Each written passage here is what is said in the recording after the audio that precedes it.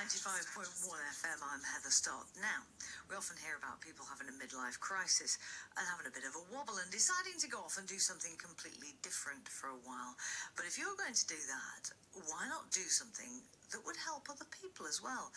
Well, a charity is recruiting 70 volunteers from Manchester to spend a week building houses in South Africa. Yeah, how do you like the sound of that? Patrick Marmion is with you now, along with Miread Mangan from Dublin, who went on the trip last year. Let's talk to Patrick first. Patrick, good morning. Good morning. So now you've been and come back. I have. I was out there just a couple of weeks ago. What was it like?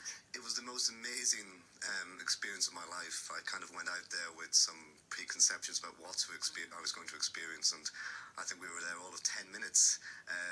We were put on a bus of about 40 Irish people that I'd not met before, and if you've ever seen that situation before, it's a lot of talking. And as we came out of the airport, all of a sudden the bus just went deadly quiet, and we were just driving past the first site of a shanty town. And this is for far as you could see was corrugated iron, all these wires going in, which is the electricity cables going into you can't call them houses, shelters, and it's just people desperately trying to put something together to actually provide for them and their families. So that kind of really kind of got rid of all our preconceptions straight away, and we kind of realised that we were there for what was going to be a very hard week of work. But probably one of the most rewarding things I've ever done. Who are you building the houses for? We're actually building them for South Africans who, before '94, weren't entitled to have land. Since then, they've been on waiting lists to get into housing. We give a house over on the last day to an 85-year-old woman who's never lived in a house and had been on the waiting list for something like 16 years. And you're just thinking, just the craziness of it. And what we're just trying to do is give people that kind of quality house that they can live in. As the South Africans say, what you're doing is actually helping to bring a bit of dignity back. Absolutely. Tell me about the life in the shanty town then. I take it, from the description of these houses, there's no sanitation. They've got, it's not what you would expect. Right. I've been telling my friends it's like as not seen on TV. Right. You've got to actually go there and actually see it in the surroundings that they're in, and the closeness of the shacks to one another, and just the conditions. You've got to be there, smell it. You've got to see the people. What does it smell like? It's not as they're surprisingly clean, to be honest. I think people don't have a lot try and maintain what they do have, but it's the dust, it's the debris of the shanties. But I think one of the worrying things is because they're so close together, you can just see the threat of fire. If one of these things goes up, they all go up, and that's actually one of the biggest dangers the people living in the shanties have, because they're all connected by these electric cable wiring that they're basically pulling off the mains. And once one of those goes up, the fire just travels along them. Of course. And then they have flooding, and then of course security issues as well. It doesn't take much. It wouldn't take much of a shoulder or a boot to put in on the doors, Although I would imagine there's very little to steal. So, in essence, little is little, isn't it? Yeah, you're absolutely right.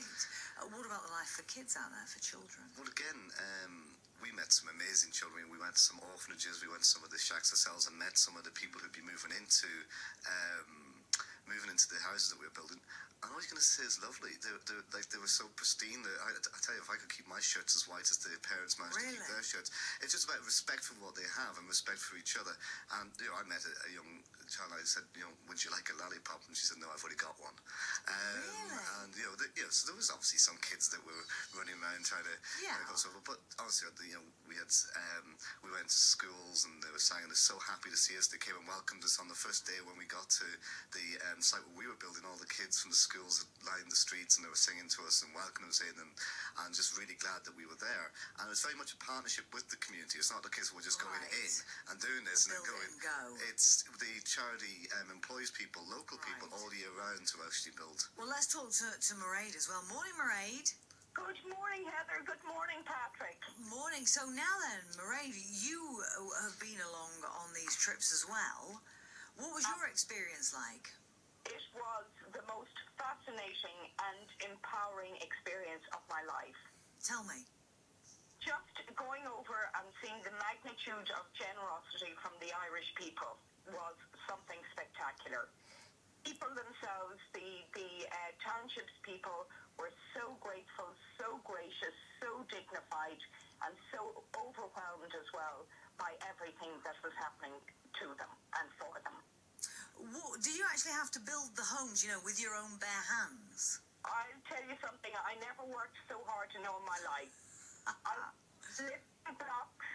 lifting blocks onto wheelbarrows, painting houses. I wish I could do it at home, but we managed successfully to complete 78 houses in a week. And the wonderful thing about the trip this time was that there were over 500 people went, and the majority of them were women.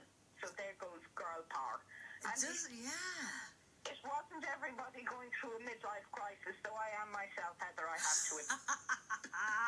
Oh, Miread, I love your honesty. Miread Mangan there. Patrick Marmion is with you as well. Patrick, if people want to get involved, can they? Well, this is going to be the first time. The charity's been going in Ireland now for the last 7 years and it's managed to build 11,000 houses so far.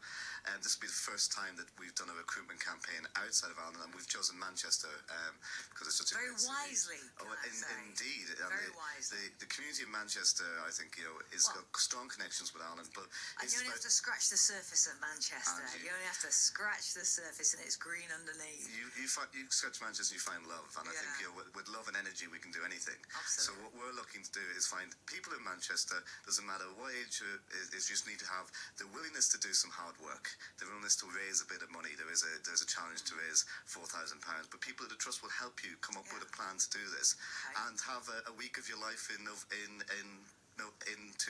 Have you got a website? We do. It's makemanchesterproud.com. So, easy enough, isn't it? Yeah, so the campaign is called Make Manchester Proud, because that's exactly what you'll be doing by going out there. So makemanchesterproud.com. Superb. Thank you so much for coming in and telling us